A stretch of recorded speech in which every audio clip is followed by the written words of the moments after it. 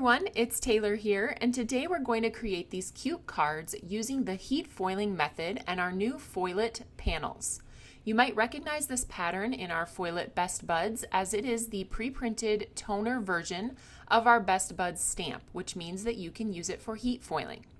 We'll also be using the coordinating Best Buds Stamp and Stencil combo.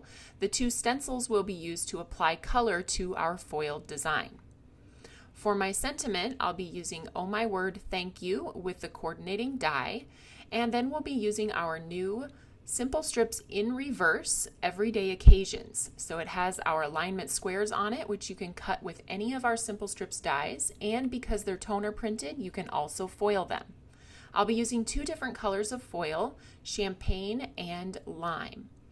Then for the ink colors, we'll be using Granny Smith, pineapple, fruit punch, and guava, which we'll be applying through the stencil with the Bitty Blender brushes. I'll be using my Just Press tool to do my stamping in the Misty, and for my adhesives I have foam sticky strips and the Scotch adhesive dot roller. So let's get started with the project. As I mentioned, we're going to use the Best Buds Stamp and Stencil combo, but because we're using the Foil-It pattern, we don't need the stamp, we'll only be using the stencil.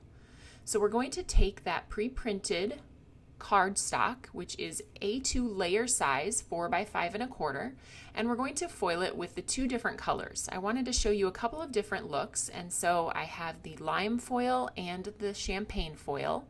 I'm heating up my Minc to a heat setting of 5 and trimming the foil to go over the top of those pre-printed panels.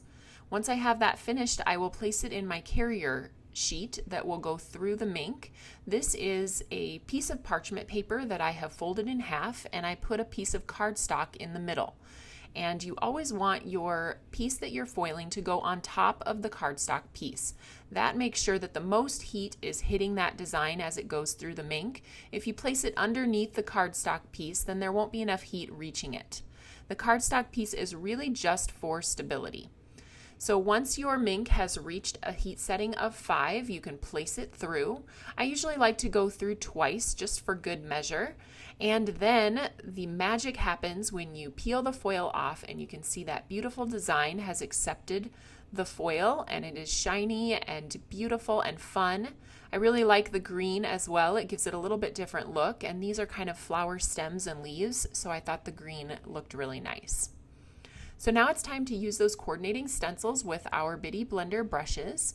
And I chose Bitty brushes because the flowers are a little bit close together, and if you want to be able to get multiple different colors, then you can use the Bitty Blender brushes to make it more easy.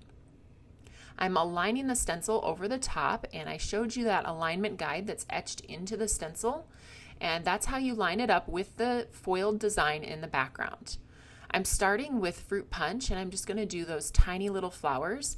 Now, if I were doing this over and maybe thinking more clearly, I would probably recommend starting with the pineapple. So here I've switched to the pineapple, and if you start with your lightest color, that's just going to mean less cross-contamination of the darker colors that you've already applied to your stencil. So if you are doing this project, start with the pineapple and then go to your darker colors. So pineapple, guava, and then fruit punch, and then switch your stencils. You can see through the back of the stencil to what you've already applied, and just try to vary the areas that you put the new color down on this stencil so you don't end up with a bunch of fruit punch in one corner and a bunch of pineapple in another corner. I did pull out my Granny Smith and do the small little leaves in the background on this layer, and then the pineapple for the tiny flowers on this stencil, and a little bit of the fruit punch coming in last on some of those other small flowers. So when we reveal this, you will see a beautifully colored background. It almost looks like you created your own pattern paper with that lovely foil design setting it all off. Now I decided to do this over again to show you another option with the champagne foil, and it's just kind of personal preference which one you prefer. So try lots of your different foils. I also find that I love the shattered ones that show up really nicely and give some iridescence to the design.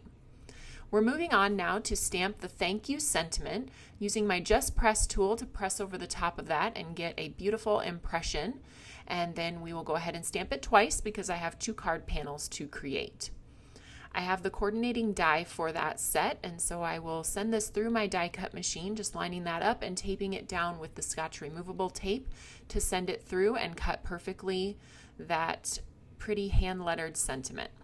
We'll do that a second time for the second card panel, and once those are both trimmed out, we can continue on with our simple strips. So as I mentioned, those are pre-printed. They are toner printed, so you can choose to foil them or you can leave them black, which is what I'll be doing on this card. So I'm just going to use my coordinating simple strips die, line up those alignment guides on the left and right, and then pass it through my machine to cut all 18 sentiments at once. And as I mentioned, you can foil these, so I wanted to show you what that would look like. And so I foiled one of them with a rainbow foil, which I thought was really fun. And again, you can just die cut that after foiling.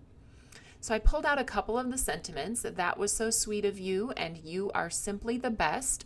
I'm going to attach the thank you with my foam sticky strips because they're nice and thin and it's easy to fit them on the different letters, and then I'll adhere those over the center of the panel and then place the sentiment below. So it should say thank you, that was so sweet of you, and thank you, you are simply the best.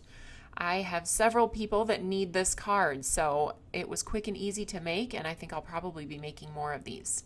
I'm going to back this panel onto a slightly larger black panel just to add a little bit of the black from the sentiment onto the rest of the card, so the sentiment doesn't stick out as being the only black on the card.